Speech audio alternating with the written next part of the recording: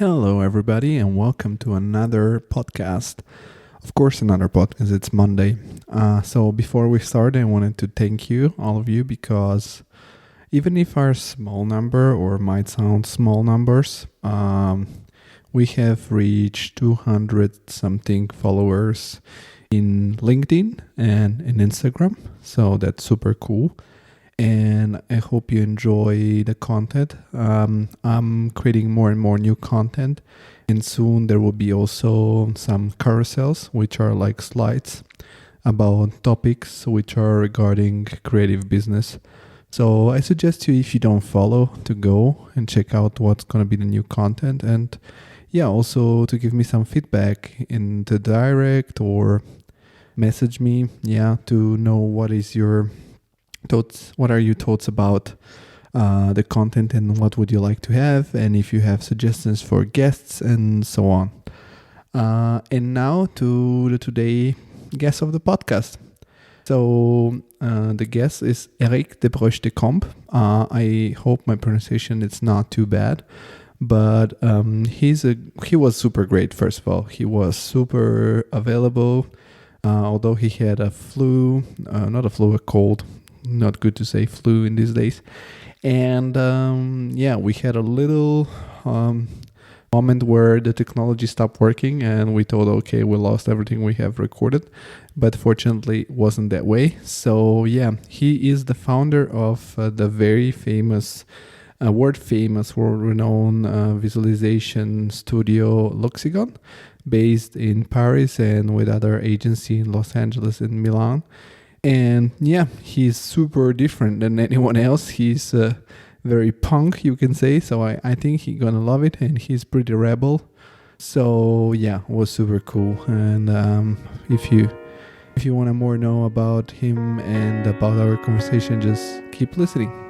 So thank you and enjoy the podcast.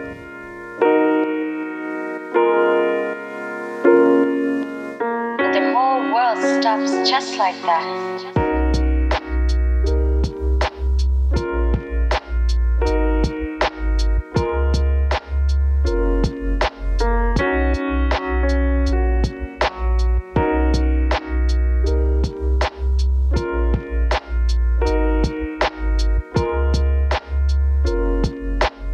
The whole world stops just like that.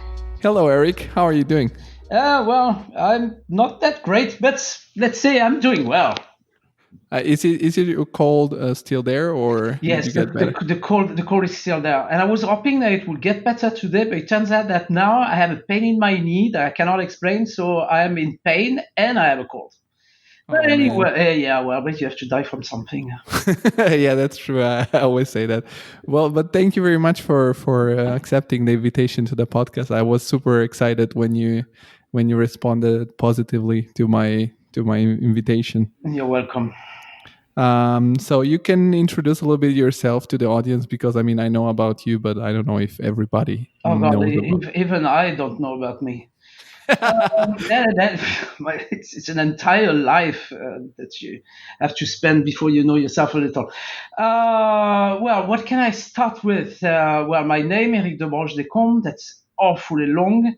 It never fits into any credit card or any official paper. So that is something incredibly annoying. I'm an architect. I'm doing visualization for like 25 years now. Actually, I did visualization of all my life because I was the kind of kid that was always drawing in school. So it means that I mostly spent my life doing drawings. What else? I was born in Marseille, in the Cité Radieuse, the famous building from Le Corbusier, in 1971. I studied architecture in Marseille. I studied more architecture in Marseille. Then my father died and I had to work. Then I started to work and it was extremely boring. And it was probably because Marseille is a small city. So I moved to Paris. Then I worked more.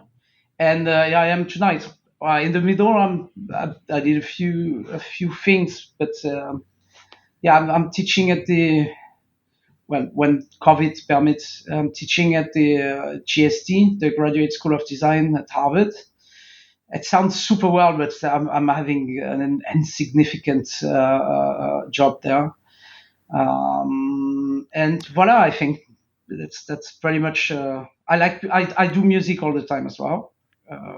It turns out that drawing is not what interests me the most. So I used to say I'm spending my life. I'm earning my life doing drawings and spending it doing music. So you're fully creative.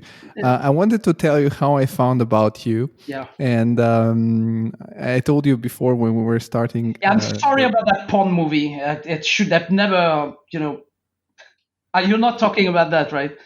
No. Okay, good. But, Oh, fuck, now I said it. But you mentioned it yourself. Okay, so I'm so sorry. We will need to talk Damn about it. that too.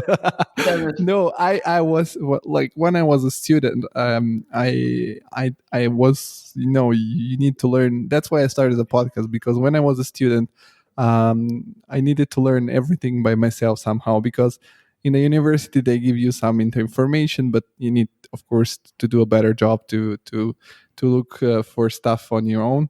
And first I was very naive. I thought all the architecture offices were doing their own visualization, so I was like, damn, they're so good. Then I realized there are external offices, and then I googled I just googled the best visualization offices in the world.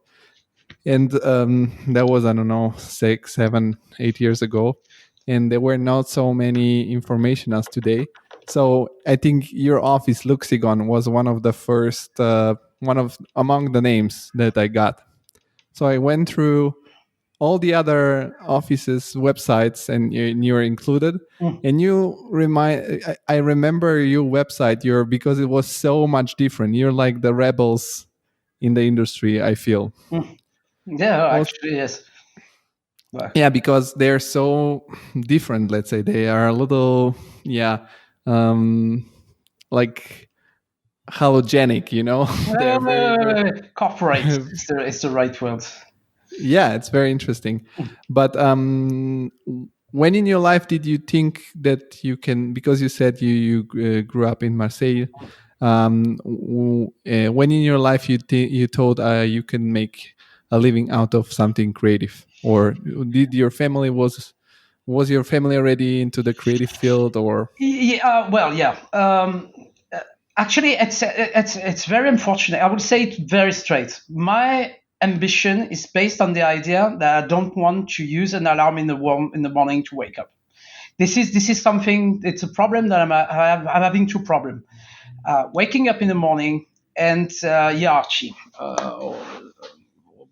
Let's say law and order. So it means that everything I could do that will permit me not to wake up in the morning with an alarm and not having to endure someone to tell me what I have to do, that will be my dream job. So it turns out that so my father was teaching at the School of Architecture. I was always into the system of architecture. I mean, born in the Cité Radieuse, surrounded by a famous building, having a father that was already in the field, although he was not super interested into it because he was doing many other stuff. But still, I was kind of in the system. And my mother is also extremely creative, although she's not having an official, job like it was kind of more common in the 70s.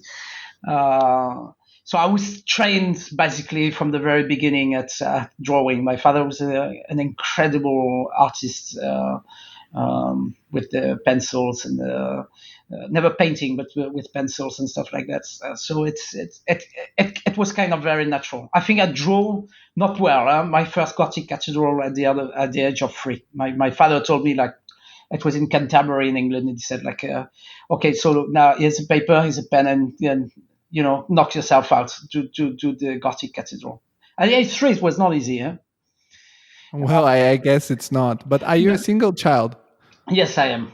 Well, from what I know, I am a single. So you never know. Well, that's what I meant. If you know other siblings of yourself. Yeah. And I know. I mean, you're the first French guy on the podcast, but I know some French people.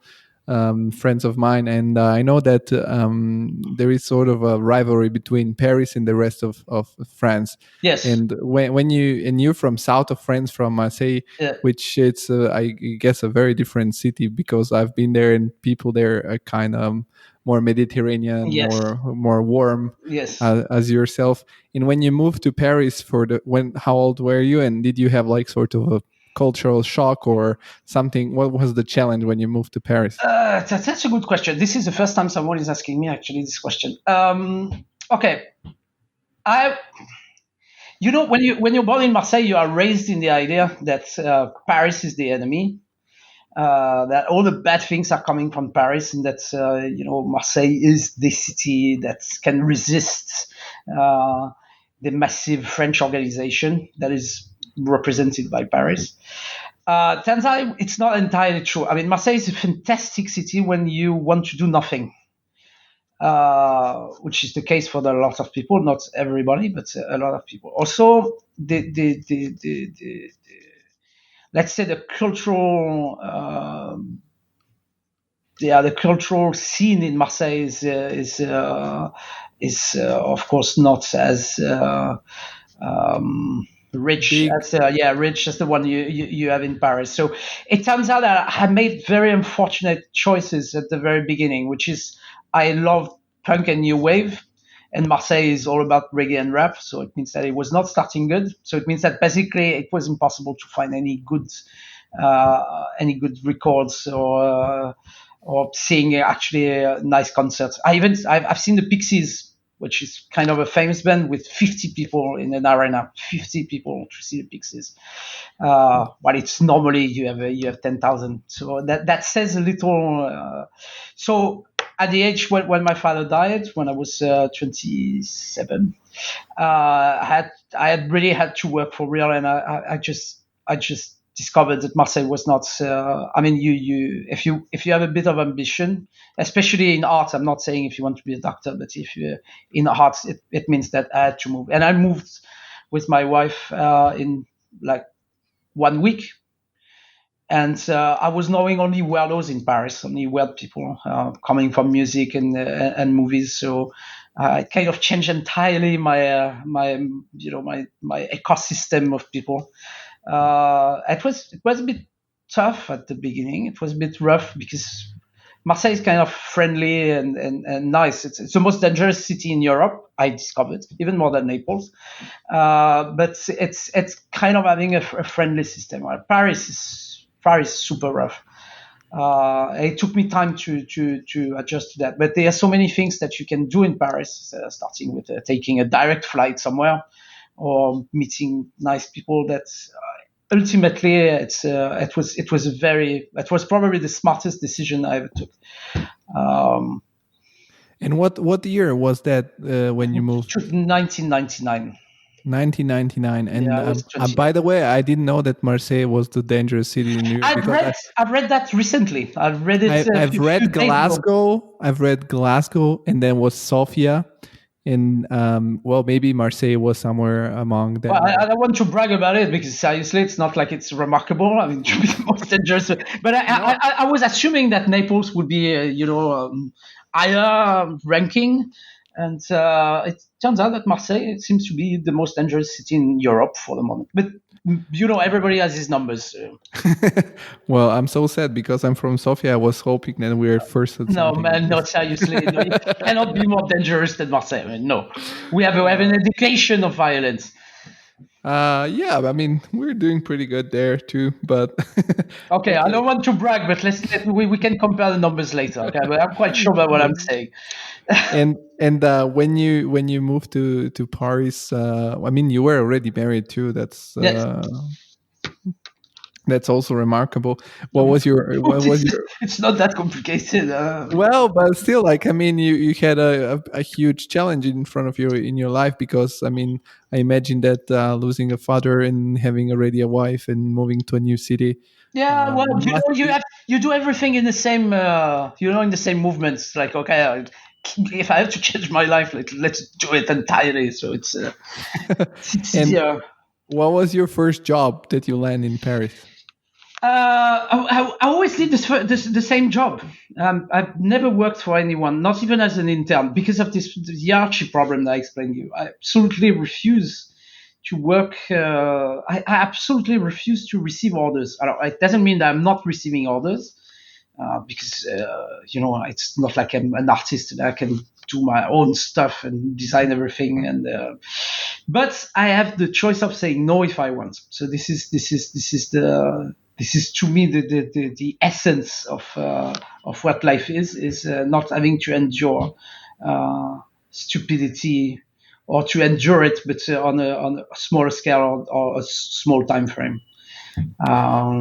So I was doing images. I arrived in Paris. I was already doing images in Marseille because it found that it was kind of a job that was not existing. And because I was loving computer, the mix of drawing by hands and using computers was a very obvious choice. So it's something that I developed from Marseille. And when I arrived in Paris, I was still bad. But because there was this emulation of Paris, I made progress quite fast. So I was needing money to pay the rent, so that helps. And because I was wondering, I heard one of your speeches at some other conferences where you were talking about your first computer, where you were doing visualizations, which had something like 16 megabyte of RAM or something like that. Yeah, absolutely. LC 630. What was the back in that time? Was the time where already there was some sort of visualization in the architecture, like a computing one as we know it today? No, or was still like the transition from drawing to computer graphic? It was an interesting period. Like everybody that lived a period that in a way was remarkable, is that you don't notice it when you are into it. It's probably the Ramones never knew that they were going to be famous, or that they were living like the best moments of punk music. But I never thought about it. I love computers since I'm a kid, mostly because we didn't have a TV. So it was a bit of a trick to have a TV, is actually to pretend that I will, start using computers when I was 11 or something. So I managed to get a TV through the computer, saying that I will do fantastic things. My parents were absolutely having no idea what a computer was. And it still did not, 20 and something years later.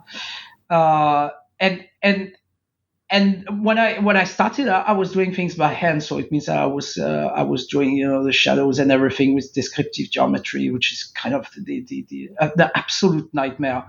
And then you discover that computers can do shadows or intersections of volumes and stuff like that nearly instantly. And so the computers were less expensive, and also the softwares were less expensive. Also, they were incredibly not reliable. They were crashing most of the time.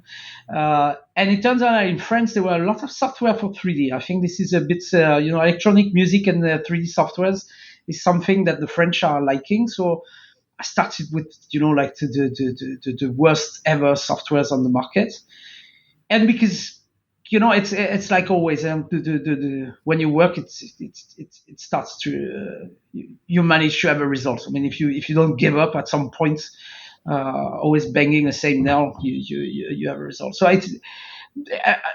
going through softwares, finally find some that were working, and I started really literally developing the idea that architectural visualization, or perspective as it was called, was incredibly boring, and there was something a bit more interesting to do with it.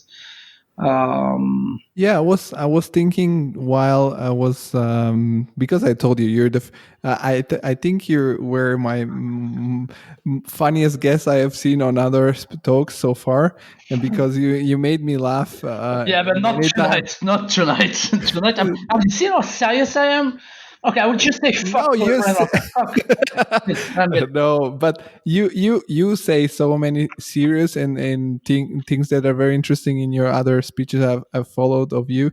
But I was thinking while listening to those stuff, because for example, you have also, I mean, nowadays people can find everything on YouTube. So I found like a breakdown of your image in 5 days. I think was this Whoa. 1.5 kilometer towers in somewhere in Asia. Never mind. It's possible. And but I was listening to the steps without watching the video. I was listening how you were explaining your workflow, and I was thinking, this is, I've interviewed people from other creative fields, from also like ceramics or architecture or music, and you were in a time where there was no workflow. So how was it to create the workflow? Because you started, even if you didn't know it, back in the days, you were like, it was like an epochal era, because it was the first time you were starting to make images with a new medium, sort Yeah. of. I don't know, the invention of the pencil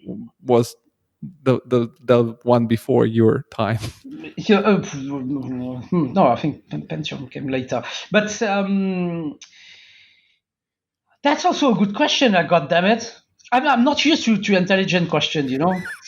Generally, it's how Well, much is I'm cost. so Generally, it's what software are you using and how much does it cost. Okay, so the workflow. I think I still don't have a workflow. That's for a start. I mean, if you are selling, you know, peas in a can, then you can have a workflow because it's fairly easy. I think a workflow, when you are doing what we are doing, is kind of impossible. So let's say there are some habits as opposed to workflow, but it's so hectic constantly. It's constantly hectic that there is no real, you know, way of doing it, unless you are incredibly corporate and you like to name your layers of the same or the same name and having the same colors and you know, put your hand to wear the underscore that makes everything unreadable. I think that I think that the whole workflow went together. I mean, you have to imagine an era where first I had, even though I had some help at some points, but I had to model everything. So it means the architects were modeling nothing. So we were basically having, or I was, because I worked alone for a very long time. Even though I was with a friend in the same office, we were doing separate projects. So I was modeling everything. The standard for geometry was DXF, which, as you know, is extremely minimal, not handling textures, having all sorts of limitations. You had to model everything. People were not modeling at that time, but they were doing drawings, and the drawings were exactly like how they're modeling these days with SketchUp. So it was hectic. They were the same deadlines, and they were the same exigence, and there was exactly the same exigence. So it means that literally, I think I didn't sleep for like 10 years. The only real thing that has changed these days is that I can sleep, and even sometimes I have weekends. Not all the weekends, funny enough, and sometimes I have holidays. But it was for 10 years. I mean, I never thought about a workflow. It was a constant fight because also technology was not that reliable. Everything was slow. So this is a bit where the style is coming from. I mean, some sort of a very quick adaptation to how the technology evolved or did not evolve. But I never thought of it. I mean, I had no idea what a workflow is until very recently. Yeah, no, but I was thinking about it because, I mean, you clearly didn't do it consciously, but when people hear you talking about something that you did, you can see that you have, I think that something that's getting a little lost in starting maybe my generation, because you see that you use the tool and you're not pulled sort of by the tool. So you don't get pulled by the software. You don't get limited by what the software offers you, but you think about really like drawing. You think, how can I make the software do what I want? So that, and I was thinking, okay, this guy, when he started, there was no YouTube where you just Google, I don't know, how to do. And I mean, there is everything. I mean, you can Google how to copy paste on Word, and no, you can. No, man, really, no kidding. This is actually, it was fantastic for games. I literally spent a year playing Myst. Myst, I don't know if you know Myst, but Myst was one of the first game with all sort of riddles and puzzles, and it was horribly complicated. It's one of the most famous game ever, and the internet ruined it because now I would have found the solution in like 3 seconds, but there was no internet. So there was no way to cheat in a game or to do anything, and everything was so frightening. When your computer stopped working, you didn't know what to do. I mean, you had to handle it yourself. If the software was crashing, but you had no idea what things you had to do, and this mixed in the exact same work that it is now. So I think that this is why, I mean, seriously, if I'm in a plane that is going to crash, I will not panic that much. I mean, I've stopped panicking like 20 years ago. Well, that's good. But another thing I was wondering why you were saying your story so far, that when you moved to Paris and you started doing images, how did you manage to land your first clients in Paris as a new guy that just arrived? Did you have any connections? No. Or did you go, I don't know, maybe door by door? Door by door. Door to door. Yeah, door to door. And it's true. People are not believing it, but I mean, I don't see the point of lying on that. So I literally did it door to door. There was the what do you call it, an annuaire? That's the book, address book. I don't know. The yellow pages. Like exactly, kind of the yellow pages. So I choose all the offices that were near my home. So I started with an office that was called Attitude with 2A.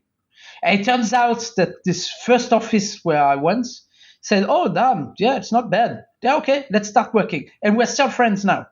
So it means that the first guy that hired me in Paris in 1999 is still one of my best friends now. And I've been very lucky because I have the feeling that I have not met him, things would have been completely different. But really, I was doing. I was going and showing the images I was doing. I was having a book with printed images because having a website in 1999. I always had a website. Learn to do everything because when you work for yourself, you have to learn to do everything.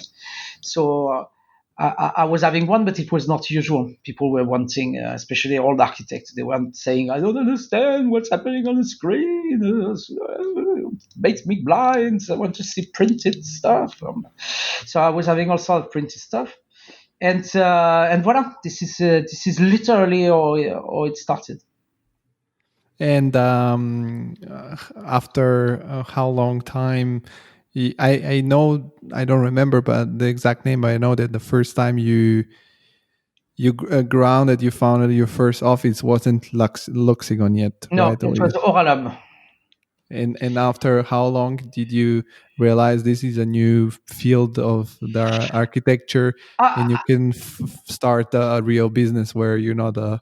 I still don't believe it. That's for a start. Really, I still cannot think seriously that it's a job. It turns out it is, but I still have to pinch myself to. And B, I never wanted to do it. I mean, I'm not that interested in doing images for architecture. It turns out that it's a combination of I like the technique, not necessarily the subject, and I have to pay my rent. And I have to do it in a way that will be interesting, that is making me still work in that field. But I really wanted to do architecture. That's why I don't like to have that many technical discussions on softwares and rendering itself, because I'm not really interested. What I'm interested in is architecture. This is really something that I'm passionate about. Rendering is just a side, little something on the side that can be interested or not, depending on how you do it. But it's not that remarkable. I mean, I'm not seeing it as being a major talent. Well, I think that you have you call yourself architect, but I don't know if that's descriptive enough, because I've seen your way of describing in your talks what you do.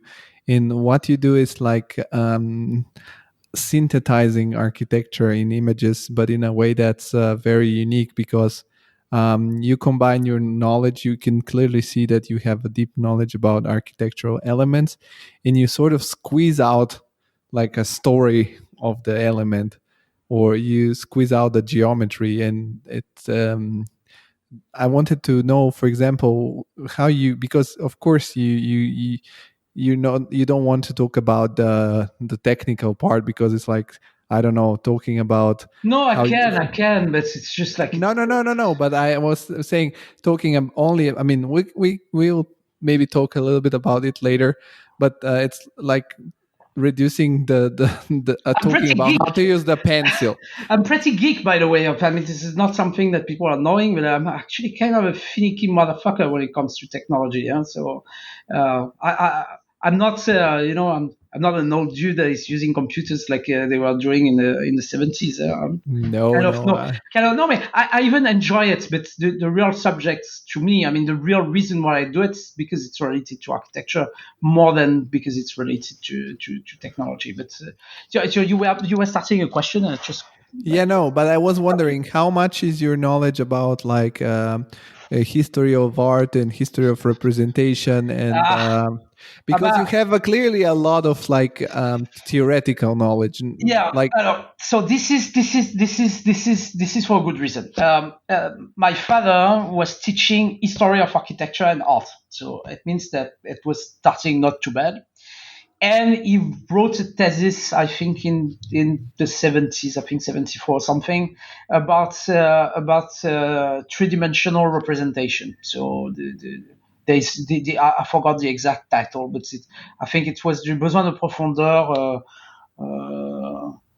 en représentation or something like that. So something that was actually a bit complicated. A thesis that I've read actually recently.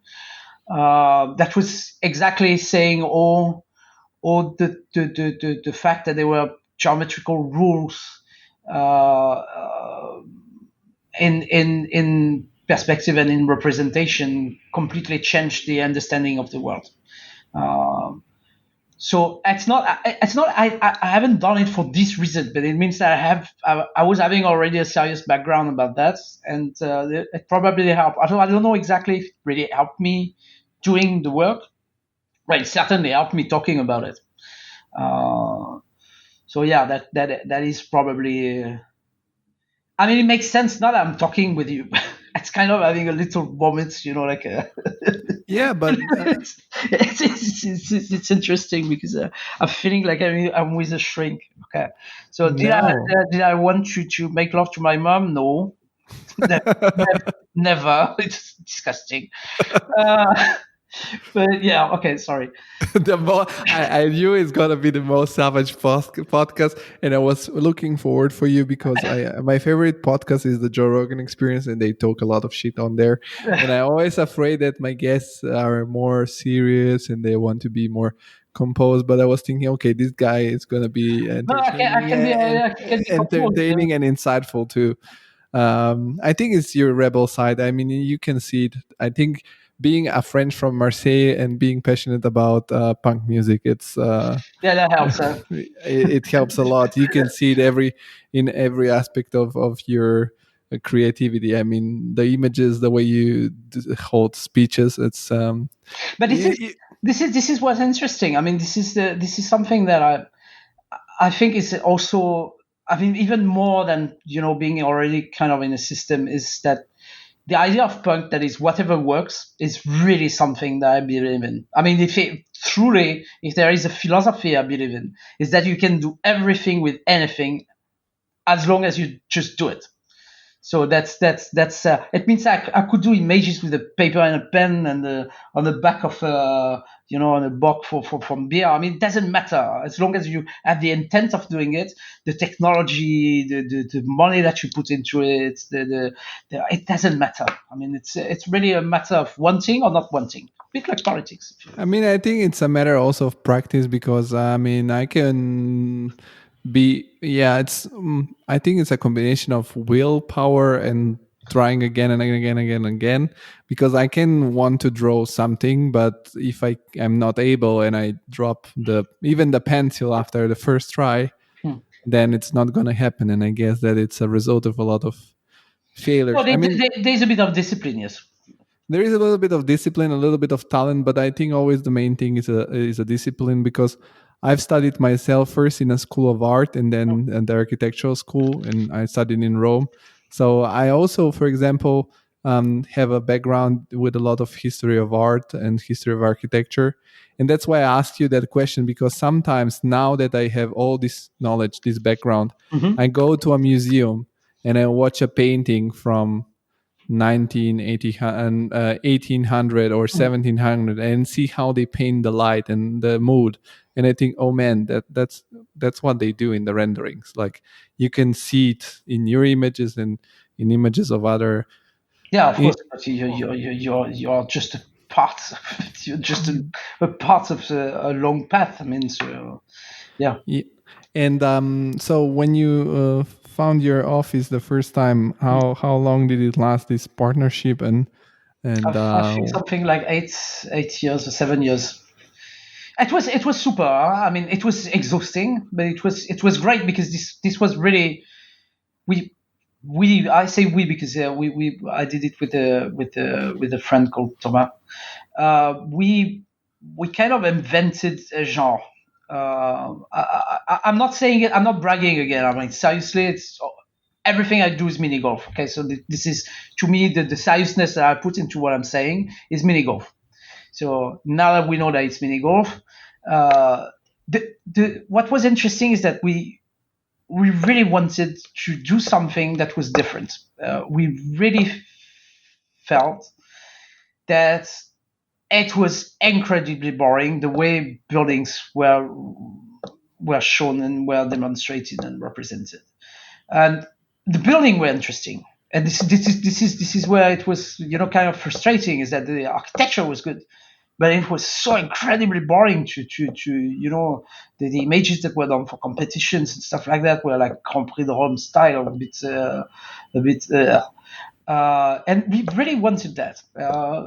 Probably coming also from the frustration from being in Marseille, where you don't have access to culture. Finally, having less is always more powerful, fuel than having too much. So this kind of literally this rage to do things really happened in Paris, coming from the frustration from Marseille, and also coming from, okay, we love architecture, but we have to do something. It was really like that. I mean, it was entirely. Well, at the beginning, there was also. I mean, you need to earn your life, but the idea is that I could have done it for free, because it was really something that we both felt was missing, and this is how we started. Really, out of the passion and the rage and the frustration. yeah, I totally get this point of view, because I felt it myself, because I have a very multicultural background, because I was born in Bulgaria, and we moved to Italy when I was a kid, and then I grew up there and I studied there. But I mean, as you might know, in Italy currently, for architects especially, it's Yeah. not a very thriving No. scene.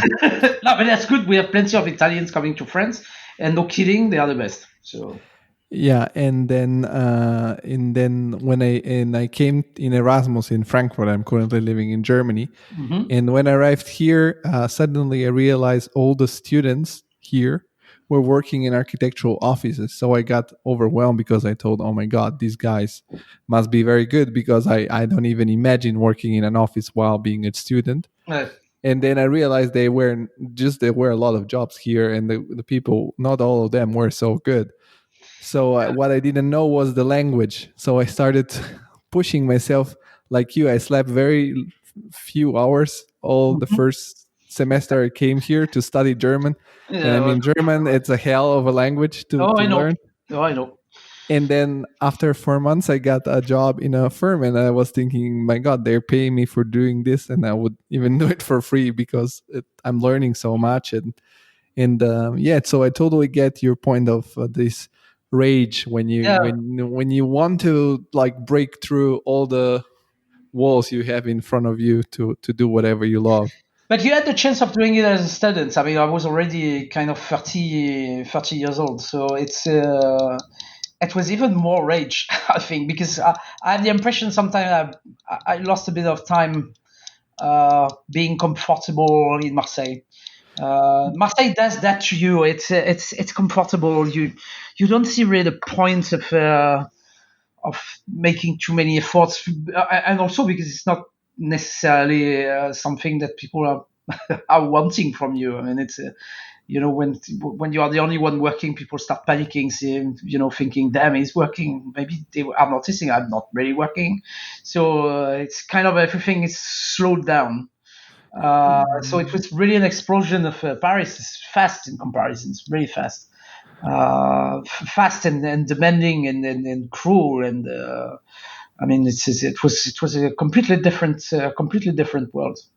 It Well, still but is, by the way. Oh, I mean, it's still I think it's like playing in the first league or in the second league when you move to a bigger city. yeah, yeah, But I mean, I moved here as a student just because I mean nowadays you have the opportunities with Erasmus, and because I already as a student I wasn't feeling I'm gonna have any bright future if I just go along with my studies, and I think that nowadays also the life the pace of your life is so much speed up. I mean, if you see before the for example the successful architects were around like already 40, 50 or something. hmm Nowadays there are so many architects that already with 40 they have built so much, and you think already as a student you feel like the pressure. I mean, I feel that I felt that if you don't find your way as quick as possible, yeah. you kind of we're living in a very speed up life. I mean, you said also about the way people do images. That's also so speed up that you cannot keep up with. I mean, it's hard to keep up with technology and everything. Well, the good news is that I'm still using only probably 10% of the possibilities of the software, so I'm still have a lot to do. But when it works, it works. Huh? I don't want to make my life too complicated. Yeah, actually, today I've finally managed to unwrap UVs correctly after nearly 25 years doing the job. It's the first time today because I was waiting for because I have a cold and I don't want it to sleep because when you sleep and you have a cold and then you have to talk to someone, it's generally like a very bad idea. So I said I will try to entertain myself, to keep myself awake doing something. So you see how much you don't need to know how to unwrap UVs even these days to actually have a job. So a lot of people are obsessed with that, but that's absolutely unnecessary on the long. Yeah, I mean, for sure. And I don't know. I, Talking I, about want that. I was wondering because you said before also that you were in a place where you needed to work weekends, nights, Mm. long hours.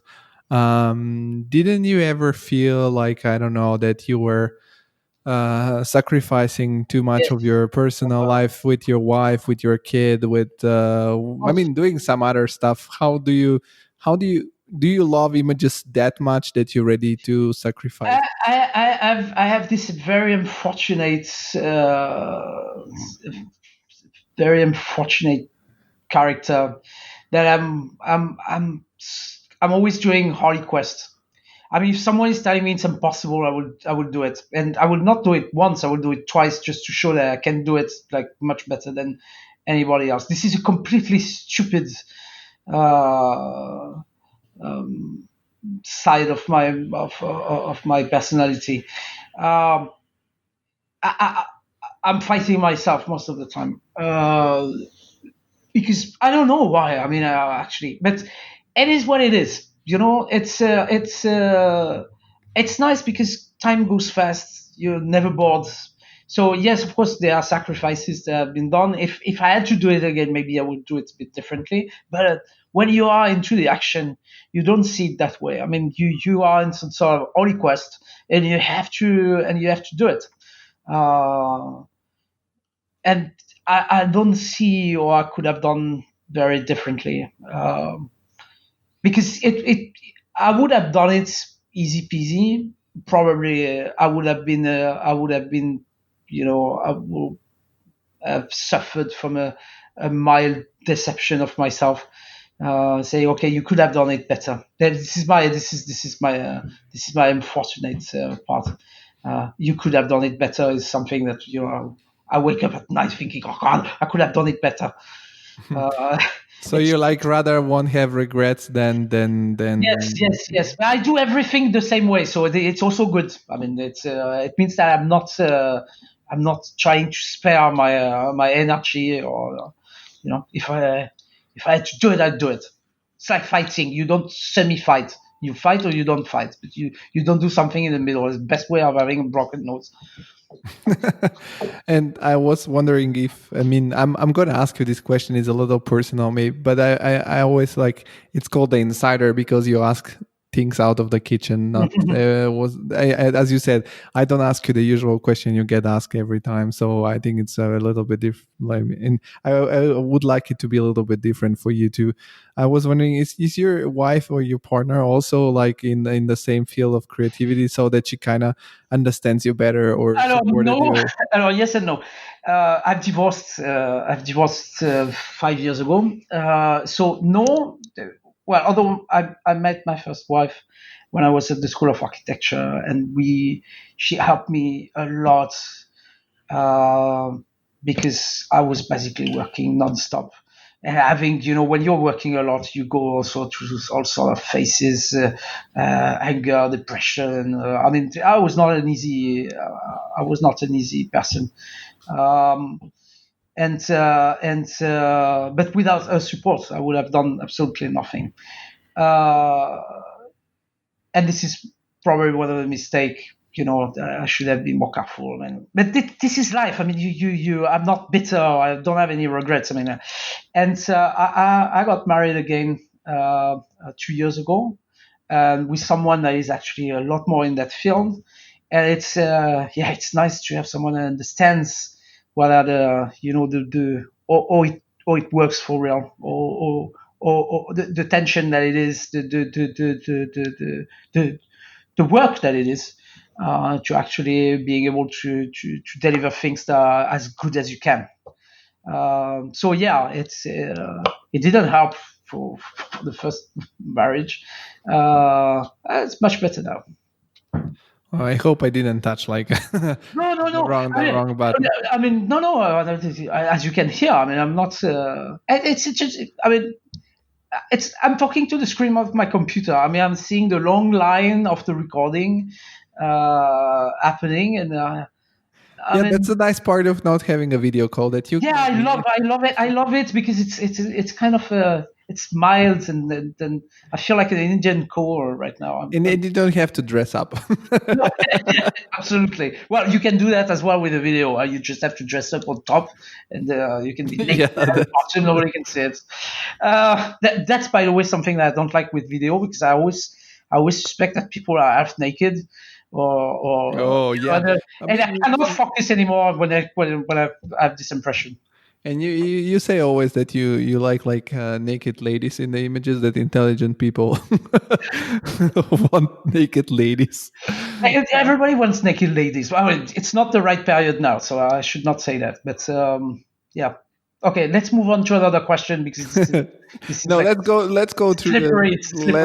Let's go to the.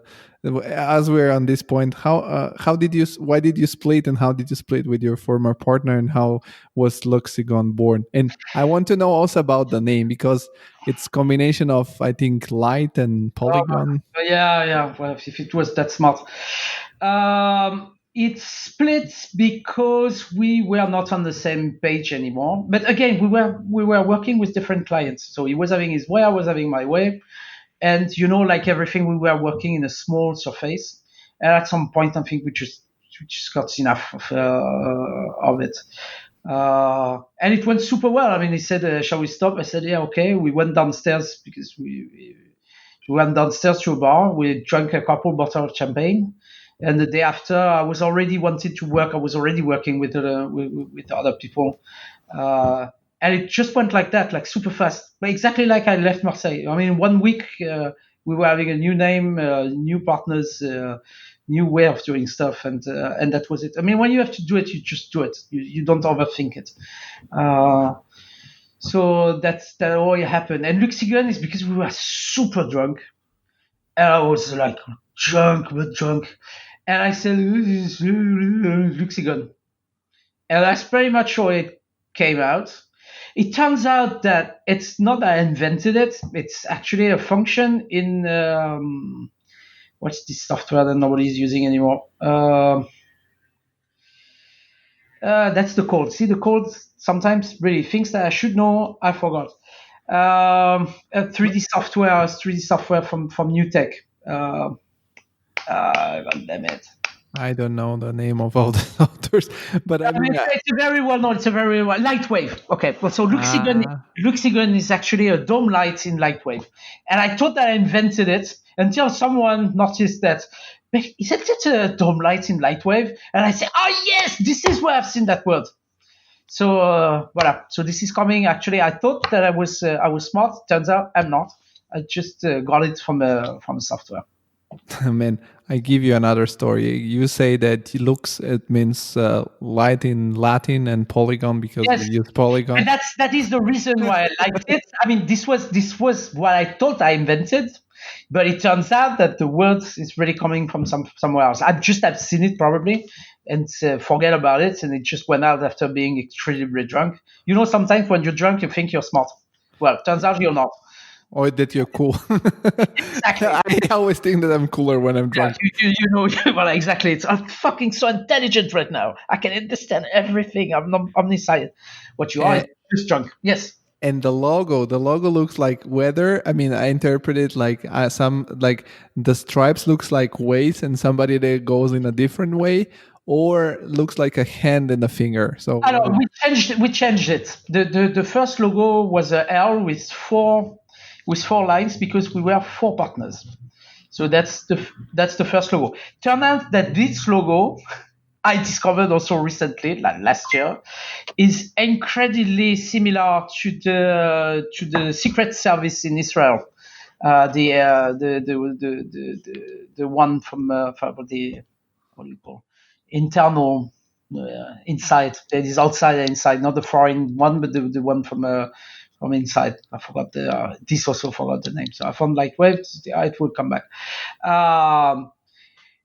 And it's funny because I discovered that the logo was already existing, also not exactly the same, kind of 90% similar.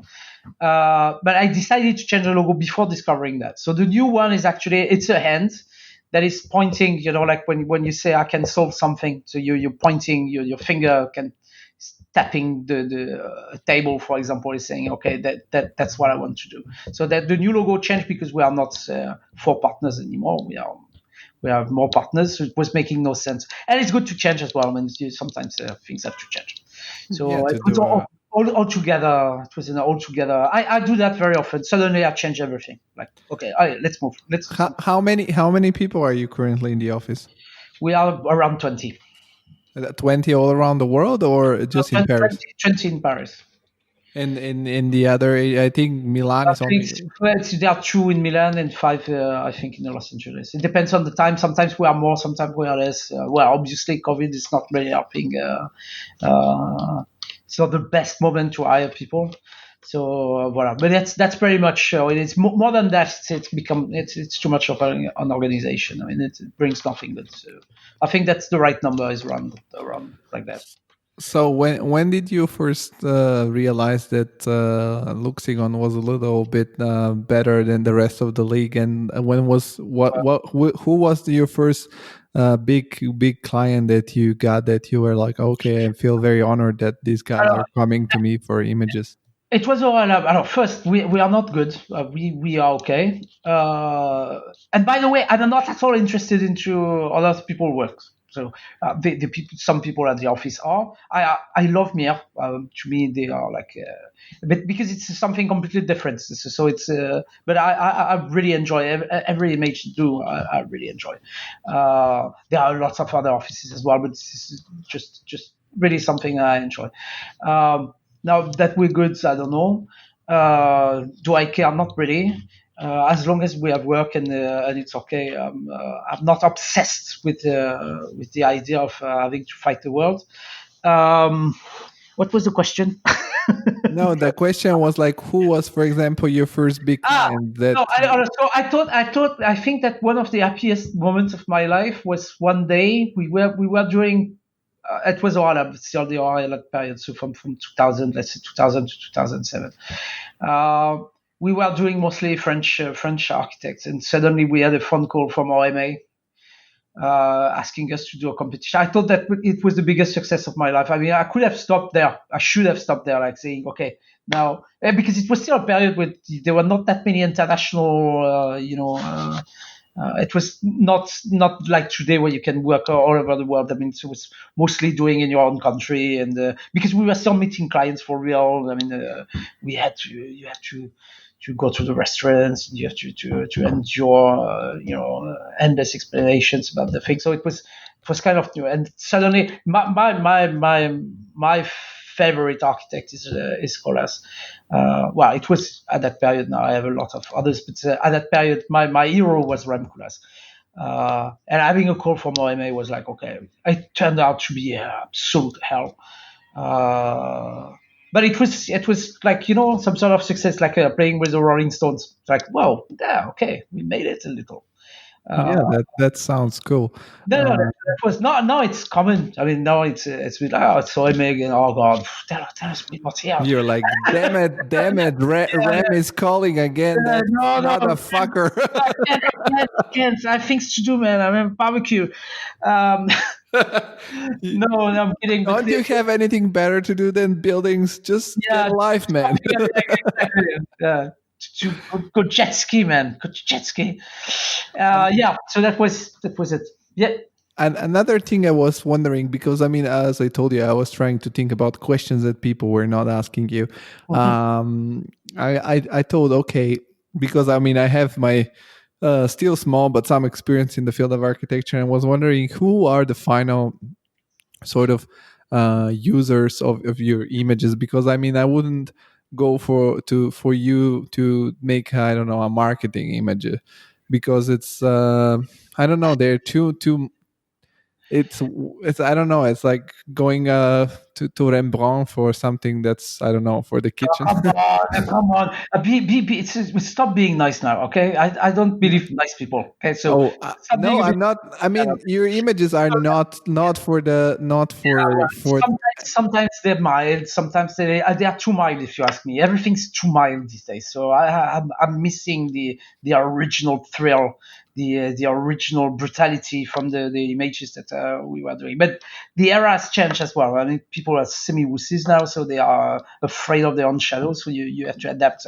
We do our best to keep having something that has a bit of guts, but it's not that easy to do it anymore. It will come back. I mean, I'm sure that after all this, politically correct bullshit, we will come back into something a bit more efficient. But yeah. And I was wondering, how did you keep doing your style? I mean, how do you manage to keep the artistic direction of the images and not be just like following the architect, which tells you do a little more like that or more like that, do it a little happier or sadder or whatever? Yeah, well, it's happening as well. It's not an ideal world, but the thing is that because I'm doing that job for a long time, I also have a lot of friends in the circuit. So it means that we are working with people. We know each other. There is not this. You don't have to be corporate anymore. We don't lie to ourselves, and this is what keeps the.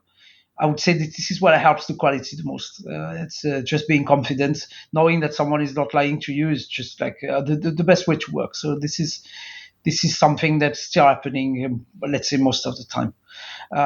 Now, sometimes you have to pay the bills, so you do a bit what you've been.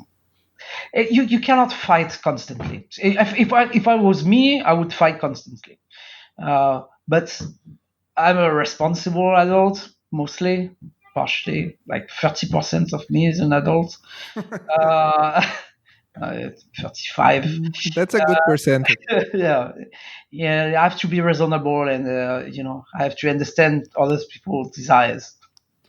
But I was wondering, are you now having like also like a solid base of clients that come repeatedly, or do you accept I don't also like new I don't like the word clients, so it's clients partners? immediately. Okay, Yeah. No, partners. les autres. We call it the others. And also, I mean, we prove to be reliable, which is something that is really important. I mean, you can have talents, but if you're not reliable, then it has no value finally. So what we do is we try our best in terms of aesthetic, but we do it in a reliable way. And when you see the competitions, when you know, or sometimes competitions are happening, I mean, I would put reliable over the artistic quality of what we are doing. We are super reliable, and this is something that I'm really proud, because this is the discipline. This is the discipline that I also enjoy. I mean, again, I'm not doing things simply. It's a lot of work, even to do it fast. So, I don't know. But do you still get new clients? Like, let's say if Yeah, of course. Yeah. and are the new clients more willing to let you work in the way you decide to, or are they also? It's a matter of discussing. It's a bit like you don't go randomly to a restaurant. So a lot of people are also knowing, that there's a certain attitude, let's put it that way, and they know that maybe this is what I want. I mean, I find it interesting that you can discuss decisions. I find that it's kind of enriching the work, to actually having people to confront to. And some are literally making a mistake. They just pushed the wrong door, and they went into the wrong restaurant, and it does not go well. But it's not that often, finally. Well, you cannot blame people that you had Chinese food when you enter the Chinese restaurant. I mean, so. Yeah, well, that makes sense. That's a good comparison. But is it?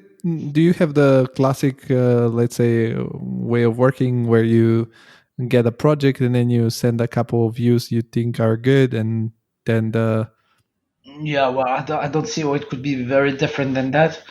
But it depends again. Sometimes you don't have time to do that. Huh? So sometimes it's really like, I take the model as a white thing. What do you think? And then it's like, be confident. We will do something. Because really competition is something else than doing images with time. Huh? It's sometimes I would love to have more time, but it's always super fast. So, but yeah, that's basically. I mean, it became like that. I set a couple of previews. They discuss it.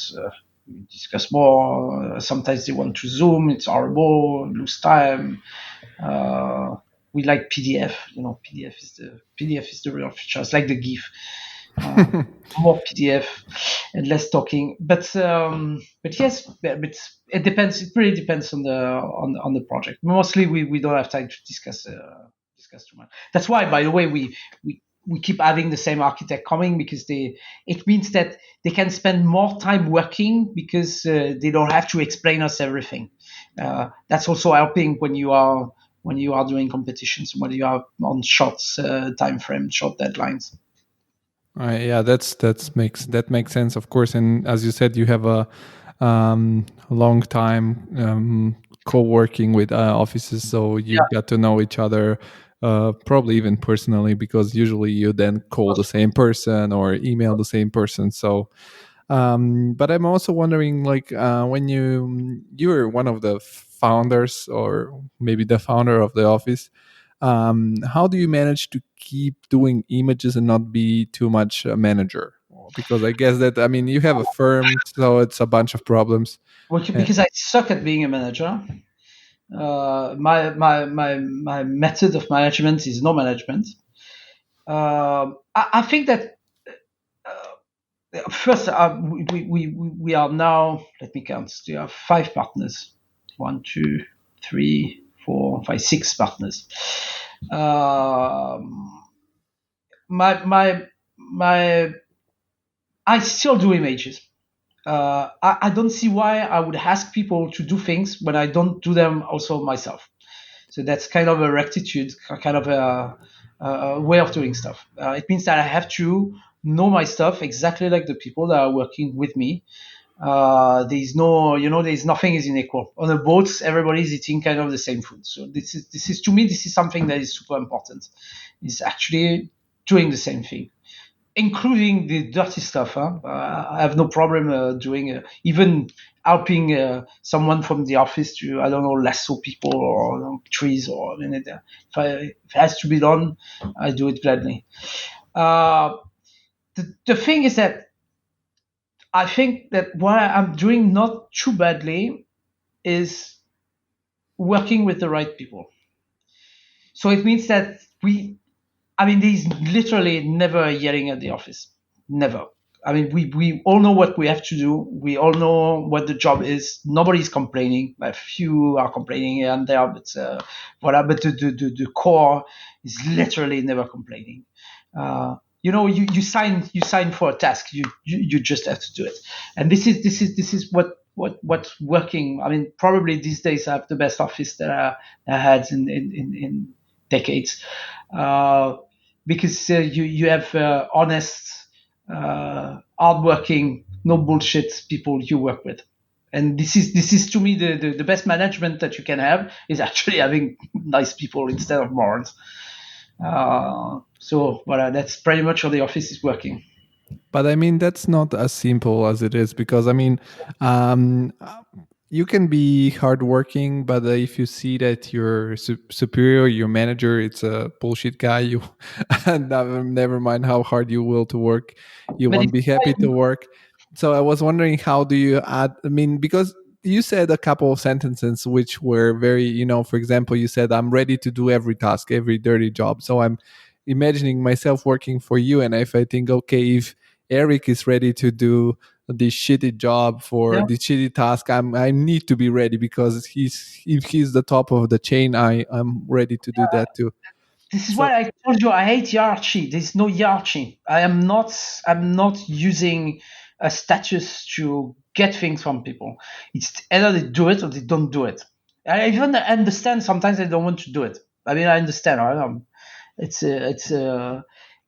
If we had to be, we are a small island. Like, I'm sorry to do this analogy, but a bit like pirates. We have our own rules. Nobody has time, really. They don't have to be at the office at a specific time and leave at a specific time. If they have nothing to do but they don't show up, if they drunk the night before, but they sleep, and voila, we do it another day. But when there's work, everybody's working efficiently, and this is really, I think this is something that barely seen in other offices. It's kind of a joyful disorganization that turns out to be the most efficient way of working. Yeah, I mean, I've read recently, I've started reading the book that now was released from the CEO from Netflix. And for example, he explains similar concepts that, for example, they don't have no limit of holiday, which, for lazy Italians are like... And lazy Italians, they are not existing. I have the proof that there are no such things. No, I was joking. I'm kind of Italian myself, because I have an Italian passport. But in Italy, was like, in Italy wouldn't work this concept, because people would be, taking advantage of it.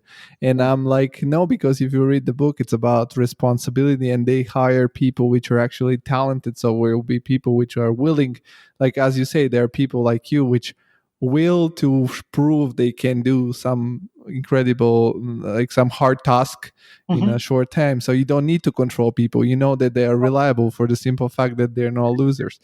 And Exactly. And I mean, even if they do mistakes, I mean, I have good intelligence with the failures and the. I mean, I understand. It's you have to do mistakes in order to get better. And I have I mean, it's mortifying. It's horrible when someone is complaining about your work. I mean, I don't know, and it's nice when people are realizing it by themselves instead of being terrorized by a boss that are telling them, "Oh, you're not doing your work properly." I mean, I'm feeling sorry when things are not going the way they should, more than I'm feeling angry. Uh, it's really a disposition. I mean, I don't like the system the way it is. So I can, and there are a few people are wanting to be a bit apart from the system. Well, gladly join the boat, huh?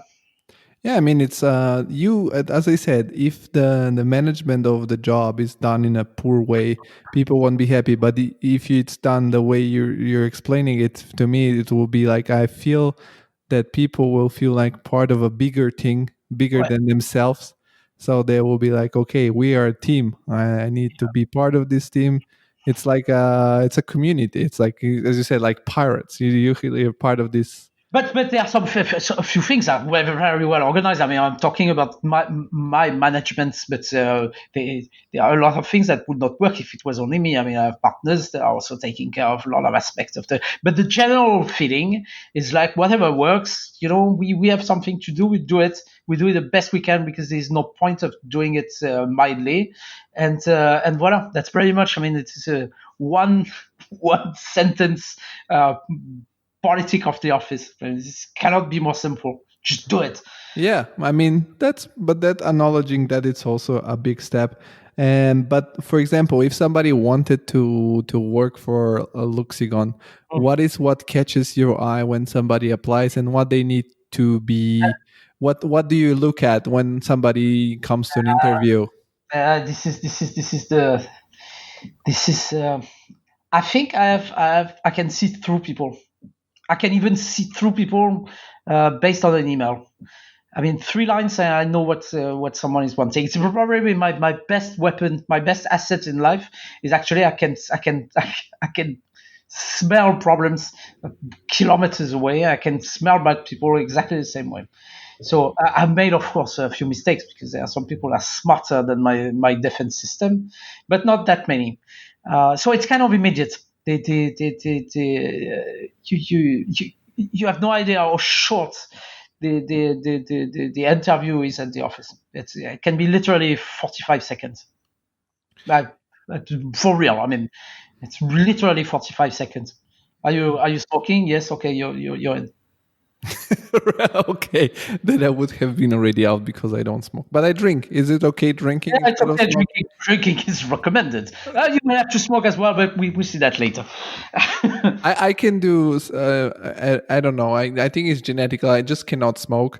Even when I went to Amsterdam, I didn't smoke, but I wanted to enjoy the Amsterdam experience, so I ate muffins. Yeah. Okay, So that works. See, for example, you say that, and it's like, okay, you're in. yeah. So Muffins just did it. I mean, I managed to get you on a podcast, so I guess my meal wasn't that bad. No, absolutely. But I meant also a part of course, I think it's cool that you look at the character of the people, because I think that not a lot of managers do that. They just think that the people are just slots that you can take out and take another one, and then everything works again.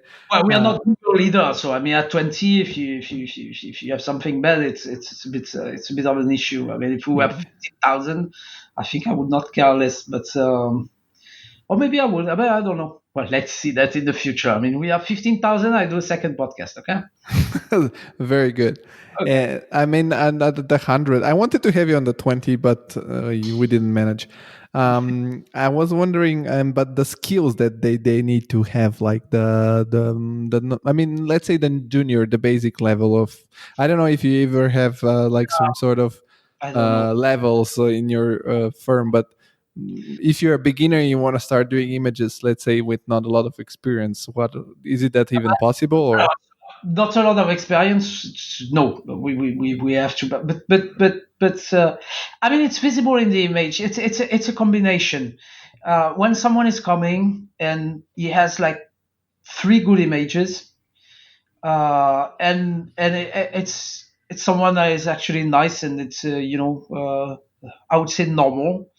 Then it's already okay. What is super difficult to modify is taste.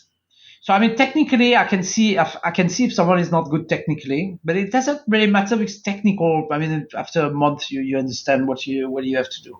What is more difficult is taste, and taste is really something that is entirely subjective. So it's you know it's another stupid analogy, but works quite well. Is that when you do rock and roll and you have a band, you don't need the best musicians. What you need is musicians that can play together. Okay, you have examples of super bands that have been done with the best musician in the world. This is nothing worse than that, and it's terrible. It doesn't work. So you have to find the people that will, interlace well, interact well with the general mood and everything. So if they have taste and they're nice, then there's no problem. I mean, it would just fit. It's people are staying quite long at the office. We don't have that much of a turnover, and there is a progress that is being done. Also, there's also people that are bringing new stuff that we can integrate. There is no ego. I mean, this is something that is really important. When you work, you don't have to have ego. I mean, this is the best way of actually working like an ass and learn nothing. So me, if I don't know to do it, I say it. If someone is better than me, I'm glad. I'm not jealous. It's like, whoa, very good, and he's way younger than I am. But it doesn't really matter. I mean, this is again mini golf, huh? So, But I mean, for the things you say, it's so to me personally because I like to read books about I don't know business and leadership and self improvement and shit like that. And when you talk, I don't know if you have read something like that, but when you talk, I mean, maybe you have the talent of, but I can see where the spirits of the success of even if you don't think it's that successful, I see where it comes from because I think it's a very positive culture you have there. It's a way of life. That's why, back to the question, did I sacrifice something, in my personal life? No, because everything's the same. I don't see that I have a personal life and an office life or a work life. I mean, this is just everything is work or everything is life. So it's you. It's you. It's just like I could not do differently, and a lot of people are actually also like that. And it's nice when you meet other people that are a bit having the same problem as you have, which is trying to do good. It's hard, and it's exhausting trying to do good. I mean, I see that. I've been like that myself, and I'm still am, and I try to find a balance because. Also, now I also try to work more. Before I was single, now I have a girlfriend. No. It's really man. You have to do choices in your life. That's all. Voilà. So of course, you cannot have it all. Never. And stop reading business book. I mean, God fucking damn it! It's like people that are. Telling you how to win at the lottery. If they were knowing how to win at the lottery, they will not fucking write books to explain you how to win at the lottery. Okay. Well, but I read book of legit people, not like the random guy. The only good book ever is The Art of the Deal by Donald Trump. It's like Mein Kampf. No, okay, Donald Trump is not a legit guy. Although you read that book, it's Mein Kampf for capitalists. It's incredible. I read it back from China, I don't know, 15 years ago or something, because it was the only book that was actually in English. I could not believe what I've read. It was like, oh my God, this is hard. This guy is really cruel. Turns out I was right. It's like The Gift. And yeah, I mean, yeah, of course. But for example, the books I've read are from, for example, because I like a lot of podcasts, man. I found out that maybe that's my passion because I really like talking to people, discover people, and I think that a lot of people nowadays don't do that because they don't think it's cool or they don't have the time. Podcast best invention. To talk to people, to talk to. And people don't believe because I when I started the podcast I believed I could talk to people like you that I told because I mean if I see a speech of you on YouTube I cannot interact with you and as I hear it or look it and I put on a note some questions and I thought okay now I have the chance to talk to this guy and this is what I do and I started with different podcasts, and I discovered these people, and through their conversations I decided, okay, this guy's legit, he might deserve that I read his book. But I don't read like this bullshit stuff that, I mean, Yeah, be yes, better. that's our influencer, coach, life coach. Yeah, exactly. But Okay, good. it's weird because they wrote some concepts which are, if you read other books before, people like great novelists, where we used to put this concept in a story, Mhm. and then you hear it from people that, like you, that you are the way you are, and you say this stuff which work, but maybe you just do it unconsciously, just because it's the way you are.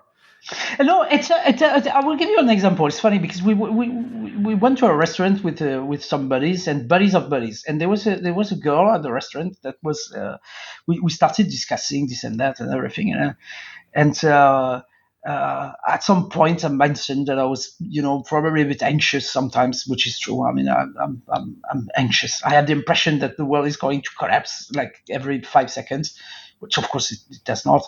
But whatever. And she convinced me that it would be better if I was doing yoga. And I was like, okay, maybe I like being anxious. Maybe this is something that is necessary to me. Maybe I like it. Maybe I want it. Maybe I don't want to do yoga at all. Maybe I'm extremely good feeling anxious. And just through the discussion, I realized that, yeah, very often you have to defend yourself about things that people are considering being flaws, but actually maybe they are qualities. And it was kind of a liberation, it's like, okay, she wants me to do yoga. I fucking don't want to do yoga. Never. I mean, I'd rather be anxious and smoke like a chimney than bending like a moron on a carpet.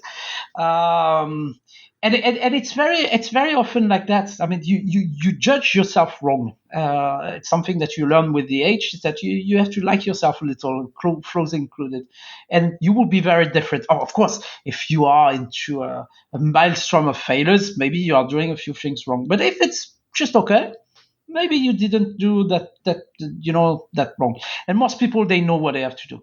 That's why books are not really useful, because most people, they know exactly what they should do and what they are not doing. Yeah, and but I think that sometimes the books make you more aware of yourself. I mean, books or something else, or yoga or whatever. It's just self-awareness. It's, I mean, you are clearly a guy that's very much fine with, or self-conscious about how you are and what are your qualities and downsides.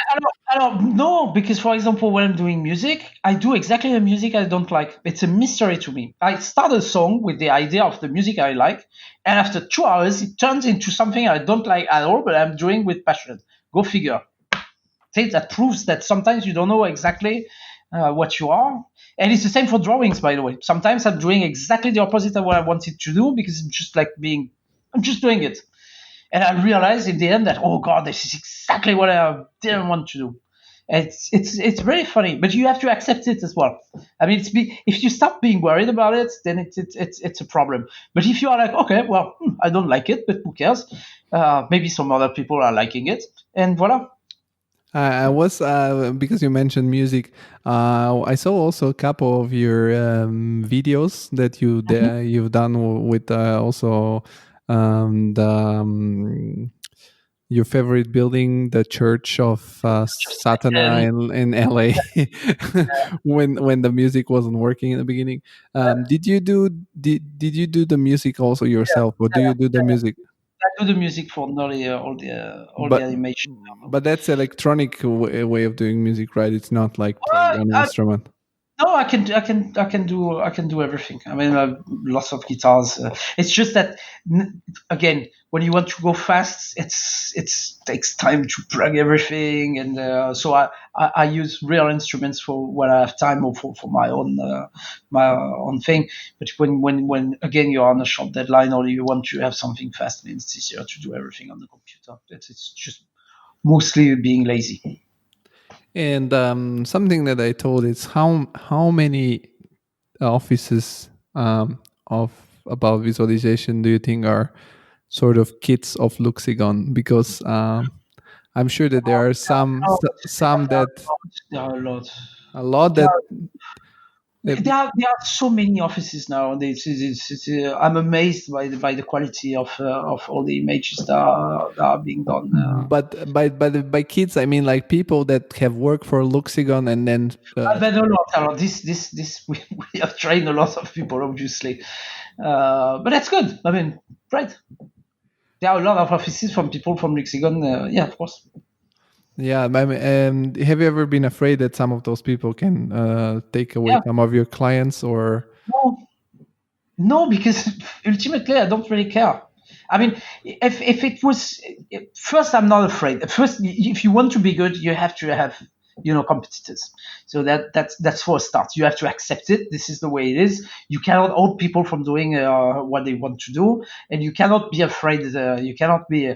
But again, it's like music. There's so many rock bands, so many bands, not rock bands, but so many bands, so many musicians. Like, oh, you can change. Sometimes one office will be better than another, and then there will be another one, and then maybe there are things that we do better. Maybe you don't get too anxious about it. It's just like I am anxious, but not about that. For example, you have to accept that sometimes people are better than you, and that's it.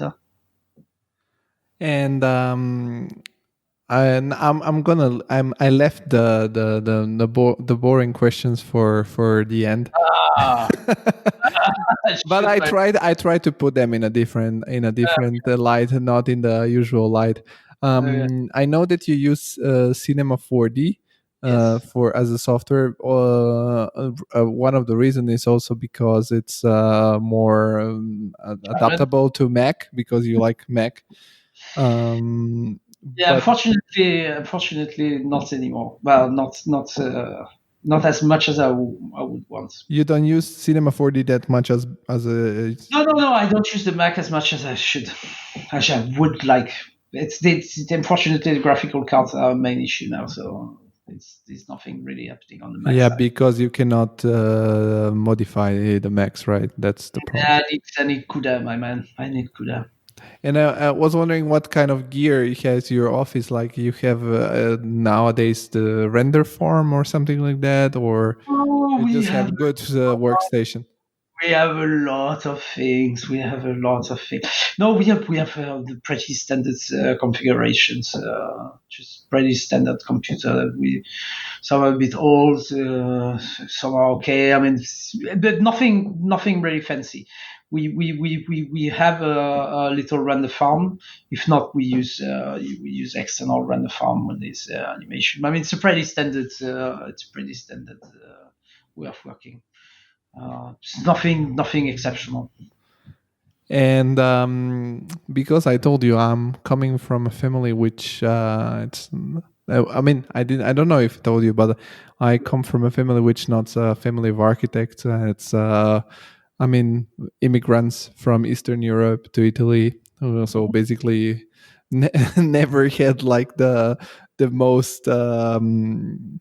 Up to date. And yeah, not a lot of money every year, but I mean, I have done better. There are people which do way worse than me, but I also, I always hated the thing that the university professors stays so only academical, and I mean at least in Rome was like that the professor were like not considering the fact that people are studying also to earn money out of their studies. um, how you said that you started and you were able to pay the rent. Is it better nowadays, and is it better for the people that work for you? Do you think you can earn the same as an architect at working at Luxigon, or I mean, working in the visualizations field, or even more? I think this is also no. We try to pay people well. We try to be fair.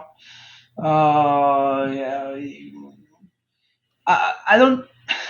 I know that you're not focused on the money because I mean, No, I know the numbers. I mean, I'm not completely stupid. I mean, most of the problem of the world are actually happening people, they don't know how to count. You have to know to count. That's super important to have an idea of how things are working with real numbers. So I know things are working with real numbers and not. And I'm not afraid of discussing money, even though it's really not a French way of life, because in France we never discuss money. I understand how important it is and what you can do with it. I'm not being a dumbass with this sort of stuff. So we always come to an agreement.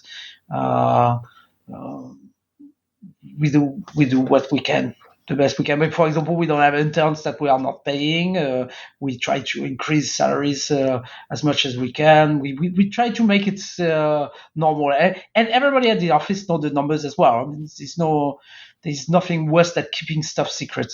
It's a bad way of life, bad karma. Even though I don't do yoga, but you do mini golf a lot.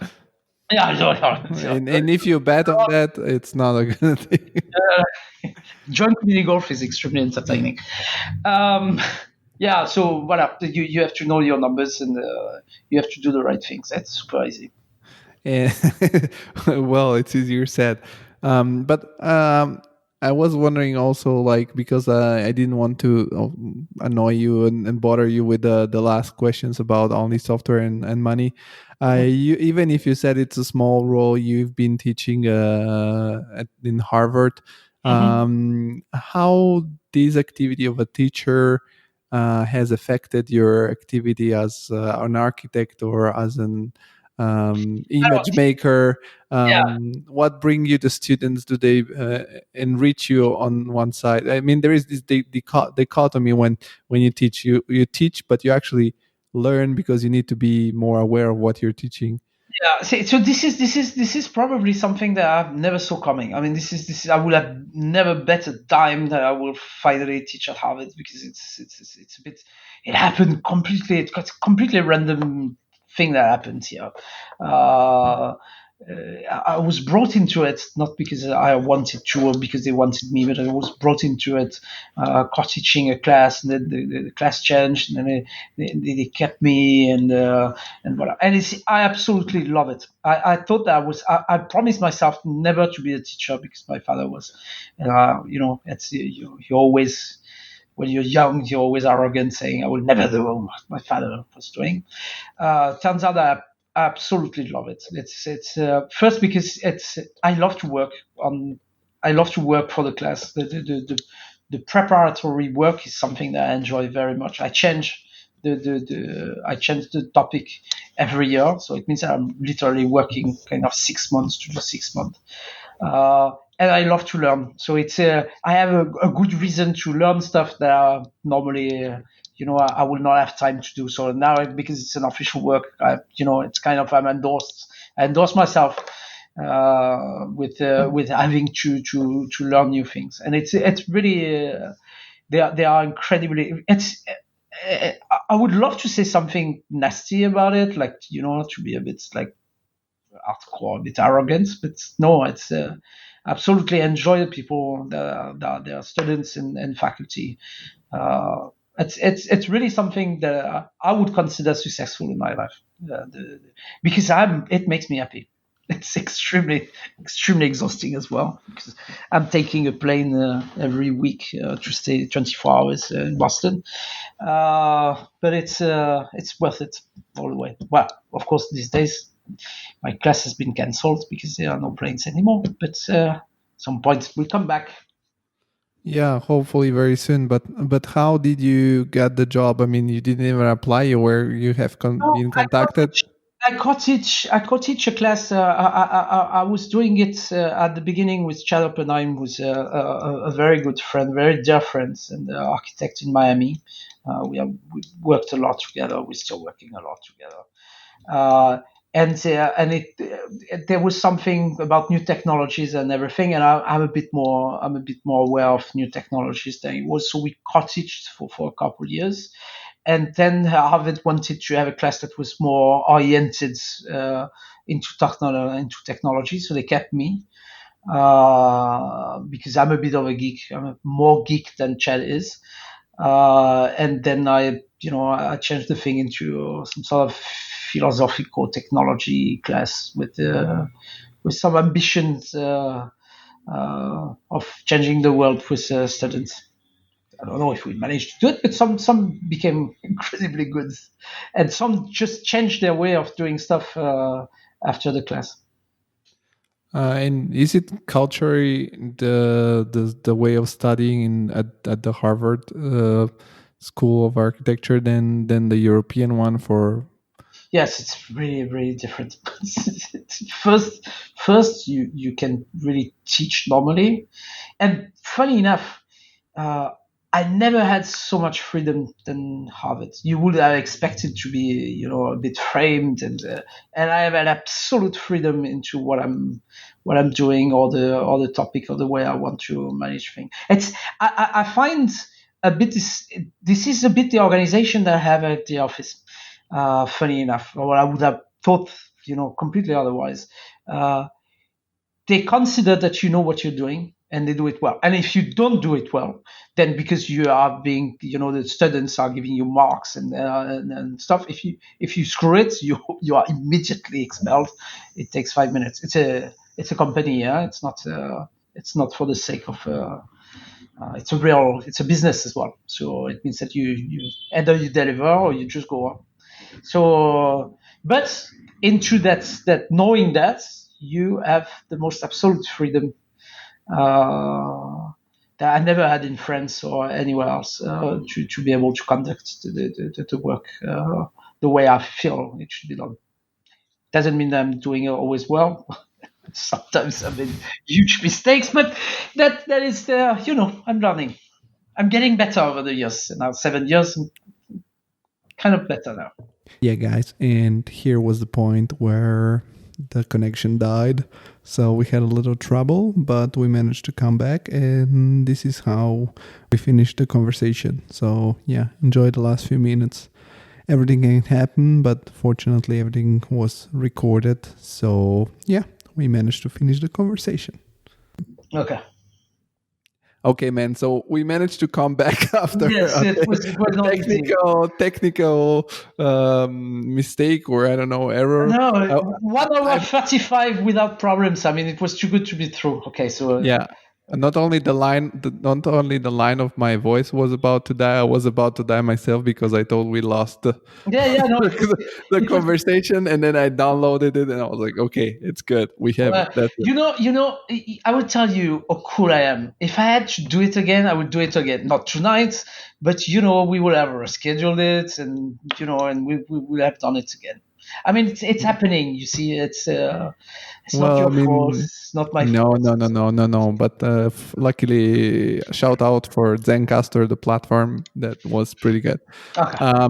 My question before the whole thing breakdown was if you have still time to do architectural projects sometimes, because to do what? Sorry, to do what? Architectural project you on your own. Yes and no. Yes, but simpler things. I was really doing. I was very often teaming with people and doing real projects. I love architecture, but not to the point of building it. So that's. But thinking about it, and it's really something that I enjoy. It's a bit like playing chess. These days a bit less. Also because I'm doing some other stuff that I love. So, for example, spending time with my family. For example, doing music.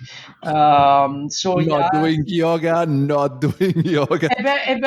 proud to say it, but I've tried, and it's actually not that bad. And I'm as flexible as a plank or a brick, but it's actually not that bad. With the age, you get better with. I'm not as certain of what I'm saying that I was when I was younger. So, but no, it's not going to invest my time in yoga much. I don't think I would ever try because I'm too tall. Don't say never. Nah, I will never say never, but I'm too tall. Yeah. And I always thought, okay, I'm going to ask you one extra question about not creativity, but yoga, because I always, when I go to the gym, there is the yoga class. What? And the yoga class, when it finished, all the girls, because mainly are girls, there are like 20 girls and 2 Yeah, guys. yeah. And I always thought, are Anyway. those 2 guys very smart guys, or are those 2 creeps? I will not give you the answer because I don't know it, but I suspect they can be both smart and creepy. It works. I mean, it's possible. And maybe, really, seriously, maybe they both. But you have to be a bit good, because if you make an ass of yourself doing yoga in front of 20 girls, I mean, it doesn't really help the cause. So if they're good, yeah, maybe it's a smart move. Maybe it's a smart move. Maybe We'll it's- never know. Yeah, Maybe we I never know. sometimes You can try. I mean, you can. I can ask them. I'm like, are you creeps guy or are you smart? That's a very good question, and you are asking it with a lot of candor. I will do my research. Okay. So man, I'm so happy that we managed to come back after the blackouts. after it was almost at the end already anyway. Yeah. But I hope my questions were a little bit interesting and different No, than the usual. it was super nice. It was super nice, but I had no doubts about it. I mean, if I had at some point the impression that it was going to be boring, I would not have done it. So no, it was you're perfect. You have the style, you have the elegance, you have the right questions. You're partially Italian. I mean, you are all good. You are going to succeed. Remember me when you will be rich and I will be poor. Okay. Well, I won't forget you. We'll do some other episode because it's a creative insider. Yeah. So we're interested in every kind of creativity. So the next time maybe we go deeper on porn movies. Okay. Well, let's not talk about that anymore. It's embarrassing both for you and me. Because, No, I didn't even know about it, but now I'm gonna Google stuff. yeah. Good luck with that. Yeah, and okay, then usually I give the people that are my guests space for shout outing themselves. Yeah. But I think in your case, I'll do it for you because I'm a big fan of Luxigon, and if people don't know yet about Luxigon, Google Luxigon visualization or go in Instagram and you'll find different pages for the different agencies. Or I don't know. For the Instagram, we are nearly at 10. We discovered the Instagram last year, so now we are a bit on a challenge. We are nearly 10,000 followers. So the one that is the 10,000 follower, I will do an image and I will sign it and send it to the one that will be the 10,000. I mean, it was nothing. Okay, an image for me was absolutely nothing, but I will do it anyway. And to the all the 9,000 followers that are following, you can go also and follow at TCI Podcast. Exactly. We're about to hit 200, and I'm happy with that too. I'm happy with it. We have to start. So you have to start somewhere. I mean, we are far away from some other offices are having a lot. But to our defense, we discovered it last year.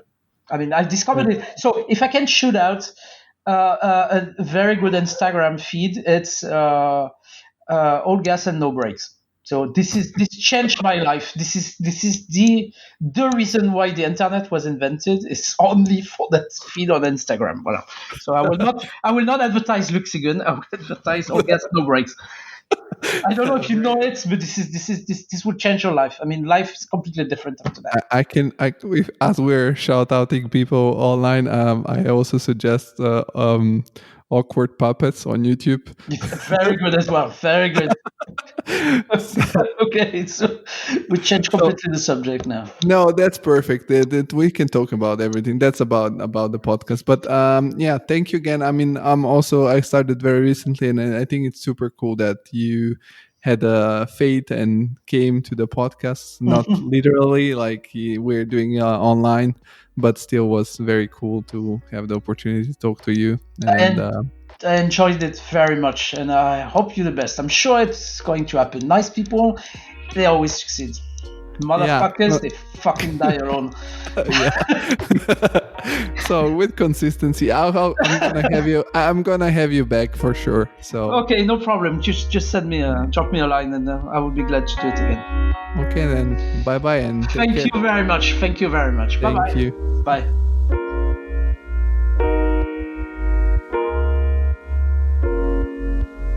The whole world stops just like that.